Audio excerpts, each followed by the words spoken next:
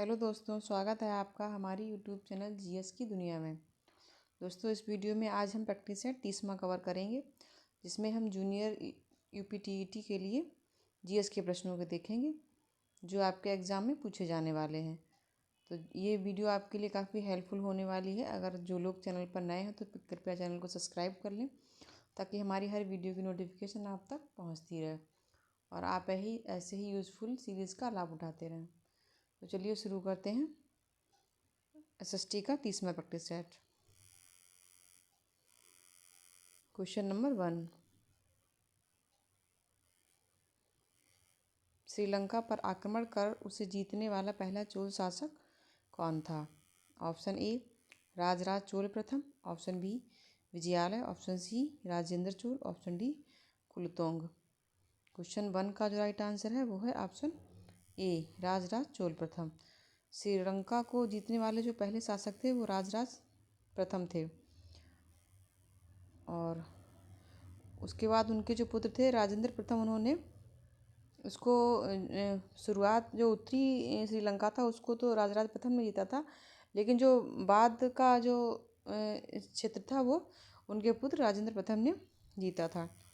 तो राजराज प्रथम ने 993 ईस्वी में उत्तरी श्रीलंका पर विजय प्राप्त की, और बाद में राजेंद्र प्रथम ने पूरे द्वीप पर कब्जा कर उसे चोल साम्राज्य में मिला लिया था, जिससे श्रीलंका चोल साम्राज्य का एक प्रांत बन गया था। तो सबसे पहले श्रीलंका को जीतने वाले राजराज प्रथम थे, और इन्होंने सबसे पहले श्रीलंका के उत्तरी भाग अनुराधापुरम को जीता था, उसको अपने साम्राज्य में मिला लिया था, और जिसे चोल भाषा में इला मंडलम कहा गया। ये भी याद रखना है कि इसको चोल भाषा में इला मंडलम कहा गया अनुराधापुरम को, जो उन्होंने अपने साम्राज्य में मिलाया था।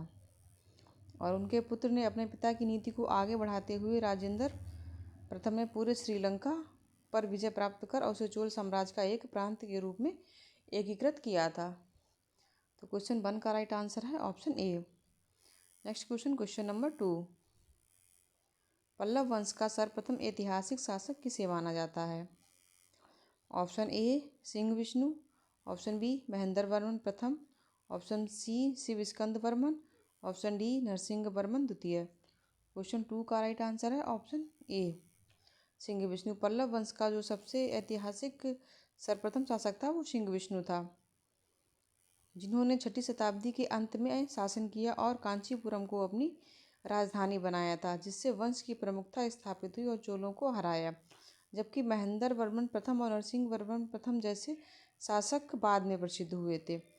तो जो सबसे प्रसिद्ध शासक थे वो सिंह विष्णु थे सबसे पहले, उसके बाद में महेंद्र वर्मन और नरसिंह वर्मन भी इसके प्रतापी शासक हुए थे, और इनका जो समय था वो लगभग 575 ईसा पूर्व से 600 ईस्वी तक इन्होंने शासन किया था। इन्हें पल्लव वंश का वास्तविक संस्थापक माना जाता है। जो सिंह विष्णु थे उन्हें पल्लव वंश का वास्तविक संस्थापक माना जाता है। इन्होंने कलभ्रों को हराकर वंश की नींव मजबूत की और साम्राज्य का विस्तार किया था। तो क्वेश्चन 2 का राइट आंसर है option A Simha Vishnu. Next question, question number 3, चक्रवात किस क्षेत्र में बनते हैं? ऑप्शन ए उच्च दाब क्षेत्र में, ऑप्शन बी निम्न दाब क्षेत्र में, ऑप्शन सी उष्णकटिबंधीय क्षेत्र में, ऑप्शन डी शीतोष्ण क्षेत्र में। तो क्वेश्चन 3 का राइट आंसर है ऑप्शन ऑप्शन बी निम्न दाब क्षेत्र में। इसका राइट आंसर है ऑप्शन बी।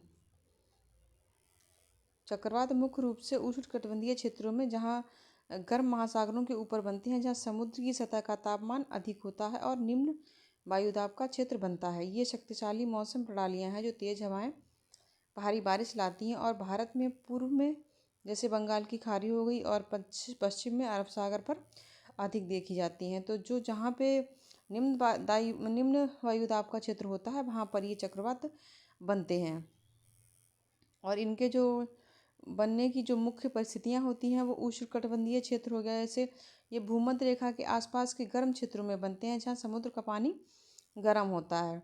तो ये भी जितने भी जो साइक्लोन होते हैं वो भूमध्य रेखा के उत्तर और दक्षिण की तरफ ही जो क्षेत्र आसपास का होता है उसी भाग में बनते हैं, और ये जो चक्रवात होते हैं अधिकतर महासागरों के ऊपर ही बनते हैं, चक्रवात बनने के लिए विशाल गर्म समुद्र की सतह आवश्यक होती है जिससे पर्याप्त वाष्पीकरण हो सके।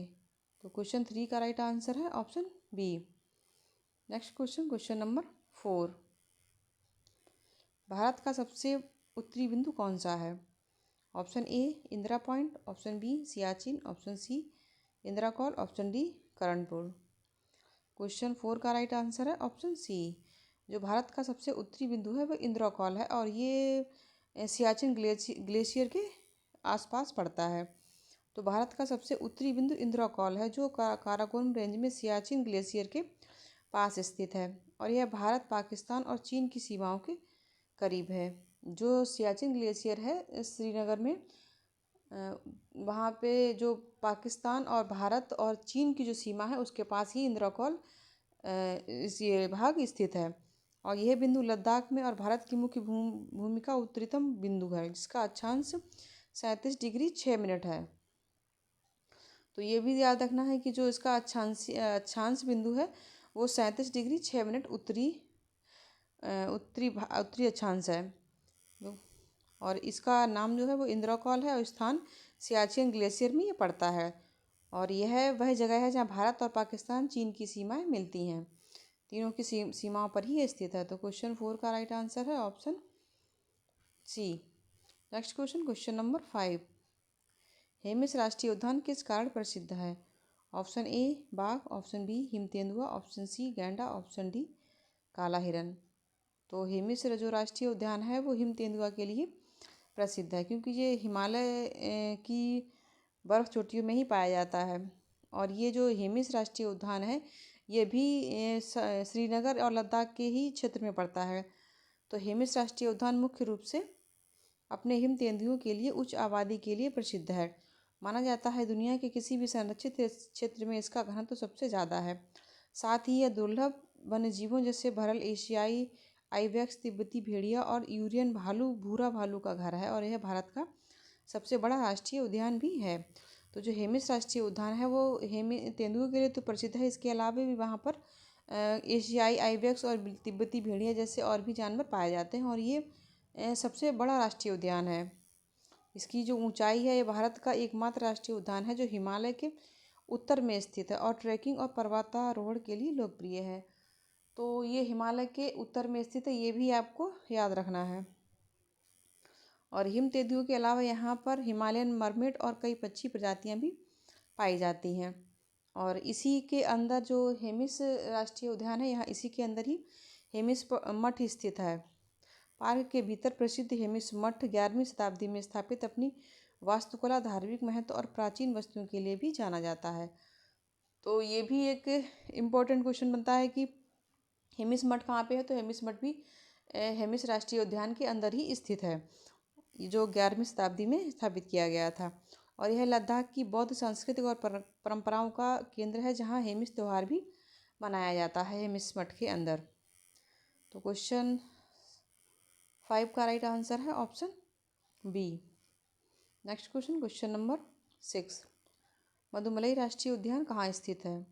Option A Chhattisgarh, option B Karnataka, option C Tamil Nadu, option D Kerala. तो मधुमलाई राष्ट्रीय उद्यान जो है वो तमिलनाडु में स्थित है। इसका राइट आंसर है ऑप्शन सी।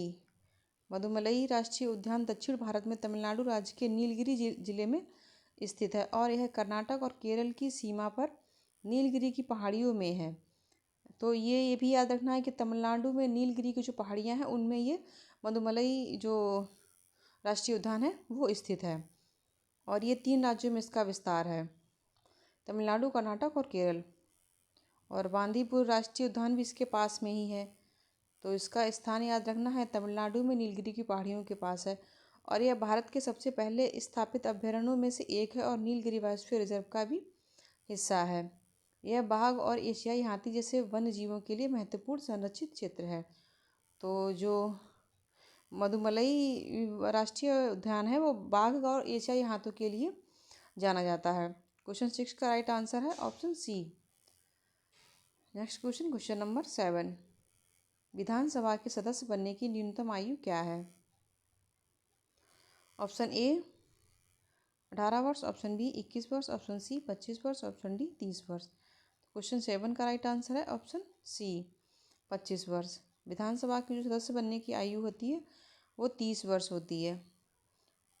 जैसे कि भारतीय संविधान के अनुच्छेद 173 बी में बताया गया है कि लोकसभा सदस्य बनने की न्यूनतम आयु के बराबर, जबकि विधान परिषद के लिए 30 वर्ष होती है। तो जो एमएलए होते हैं उनकी जो विधानसभा सदस्य बनने की आयु होती है वो 25 वर्ष होती है, और जो एमएलसी होते हैं विधान परिषद के सदस्य बनने के लिए 30 वर्ष की आयु होना जरूरी होता है। और इसका जो प्रावधान दिया गया है वो अनुच्छेद 173 में दिया गया है। और इसकी अन्य योग्यताएं जैसे भारत का नागरिक होना और चुनाव से पहले शपथ लेना। तो क्वेश्चन 7 का राइट आंसर है option C. Next question, question number 8, Rajya Sabha की अधिकतम सदस्य संख्या क्या है? Option A 200, option B 220, option C 250, option D 300। Question 8 का जो राइट आंसर है वो है ऑप्शन सी। राज्यसभा की अधिकतम सदस्य संख्या जो होती है वो 250 होती है। राज्यसभा की अधिकतम सदस्य संख्या 250 है, जिसमें 238 सदस्य राज्य और केंद्र शासित प्रदेशों से चुने जाते हैं और 12 सदस्य राष्ट्रपति द्वारा मनोनीत किए जाते हैं। ये भी याद रखना है कि जो 238 सदस्य हैं वो राज्य हो गए और केंद्र शासित प्रदेश जो भी हो गए हमारे, उनसे चुन के लिए जाते हैं, और 12 सदस्य जो होते हैं वो राष्ट्रपति मनोनीत करते हैं। हालांकि वर्तमान में इनकी प्रभावी संख्या 245 है। तो अधिकतम संख्या इनकी 250 होती है, लेकिन वर्तमान में 245 इनकी संख्या, ये भी आपको याद रखना, ये इम्पोर्टेंट है। और निर्वाचित सदस्य जो चुने जाते हैं 238 राज्य और केंद्र शासित प्रदेशों से, और 12 राष्ट्रपति के द्वारा नामित होते हैं। ये आपको याद रखना है। जो राष्ट्रपति जिनको नामित करते हैं वो साहित्य और कला और विज्ञान के क्षेत्र में जो भी उत्कृष्ट योगदान देते हैं उन लोगों को राष्ट्रपति राज्यसभा उसको इसके लिए मनोनीत करते हैं। तो वर्तमान में संख्या है 245 है, ये भी आपको याद रखना है। क्वेश्चन 8 का राइट आंसर है option C 250। Next question, question number 9, मुद्रास्फीति किसे कहते हैं? ऑप्शन ए कीमतों में कमी, ऑप्शन बी कीमतों में अत्यधिक वृद्धि, ऑप्शन सी उत्पादन में वृद्धि, ऑप्शन डी निर्यात में कमी। तो मुद्रास्फीति जो होती है वो कीमतों में अत्यधिक वृद्धि से होती है। क्वेश्चन 9 का जो राइट आंसर है वो है ऑप्शन बी। मुद्रास्फीति का मतलब होता है समय के साथ वस्तुओं और सेवाओं की कीमतों में होने वाली लगातार व्यापक बढ़ोतरी, जिससे पैसे की खरीदने की क्षमता जो होती है वो कम हो जाती है। यानी आप उतने पैसे में ही पहले कम सामान खरीद पाते थे, और सिर्फ एक दो चीज़ कीमत बढ़ने से नहीं बल्कि अर्थव्यवस्था में ज़्यादातर चीज़ जैसे खाना हो गया, कपड़े हो गए, ईंधन हो गए, कीमतों को बढ़ने से होती है, जिससे जीवन यापन में लागत बढ़ जाती है। तो मुद्रास्फीति जो होती है, जो एक तरीके से हम कह सकते हैं महंगाई बढ़ती है, चीज़ों के मूल्यों में वृद्धि हो जाती है। जो पहले जितने में हम 100 रुपये में 10 चीज़ें लेते थे उतने ही 100 रुपये में हम 1 या 2 ही चीज़ ले पाते हैं। तो इसे ही कहते हैं मुद्रास्फीति। तो उदाहरण के लिए जैसे अगर पिछले साल आप 100 रुपये में 1 किलो चावल खरीदते थे और इस साल उसी चावल के लिए आपको 110 देने पड़ते हैं, तो यह मुद्रास्फीति का एक उदाहरण है। यह मुद्रास्फीति तब होती है जब यह बढ़ोतरी सिर्फ चावल में ना होकर लगभग सभी चीज़ों में होती है। और ये जो महंगाई होती है, जो वस्तुओं के मूल्य में वृद्धि जो होती है वो सिर्फ एक ही चीज़ पर नहीं होती है, वो सभी जितने भी हमारी रोज़मर्रा की चीज़ें होती है उन पर जब लगातार वृद्धि होती है तो उसको ही मुद्रास्फीति बोलते हैं, जब हम ज़्यादा पैसे में कम चीज़ें खरीदते हैं। तो क्वेश्चन 9 का जो राइट आंसर है वो है option B. Next question, question number 10, MNREGA योजना न्यूनतम कितने दिनों का रोजगार सुनिश्चित करती है? ऑप्शन ए 50 दिन का, ऑप्शन बी 75 दिन का, ऑप्शन सी 100 दिन का, ऑप्शन डी 120 दिन का। तो जो मनरेगा योजना है वो 100 दिन का रोजगार सुनिश्चित करती है। क्वेश्चन 10 का जो राइट आंसर है वो है ऑप्शन सी। मनरेगा योजना प्रत्येक ग्रामीण परिवार को जिसके वयस्क सदस्य सकुशल शारीरिक श्रम करने के इच्छुक हों, सकुशल होगा यहाँ पे, और एक वित्तीय वर्ष से कम 100 दिनों का गारंटीकृत रोजगार सुनिश्चित करती है, और यदि 15 दिनों के अंदर काम नहीं मिलता है तो बेरोजगारी भत्ता पाने का भी हकदार होता है। तो जो मनरेगा योजना होती है वो घर के एक सदस्य को 100 दिन का रोजगार देती है, और अगर रोजगार नहीं मिलता है तो आपको 15 दिन के अंदर रोज़गार नहीं मिलता है तो आपको बेरोज़गारी भत्ता दिया जाएगा। और यह कानूनी अधिकार कोई योजना नहीं है। यह आवेदन के 15 दिनों तक भीतर काम नहीं मिलता है तो बेरोज़गारी भत्ता मिलता है। और इसमें जो काम के प्रकार होते हैं, जैसे सड़क बनाने का काम हो गया, नहर की खुदाई का हो गया, तालाबों और कुओं की सफाई का काम हो गया, और श्रम गहन कार्यों को प्राथमिकता दी जाती है। इस तरह के काम इसमें मनरेगा में कराए जाते हैं। और रोज़गार आवेदक के घर से 5 किलोमीटर के दायरे में भी उपलब्ध कराया जाएगा।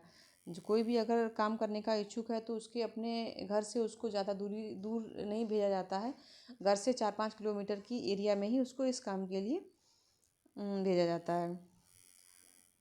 तो क्वेश्चन 10 का जो राइट आंसर है वो है ऑप्शन सी, 100 दिन का। ये था हमारा SST का 30वां प्रैक्टिस सेट।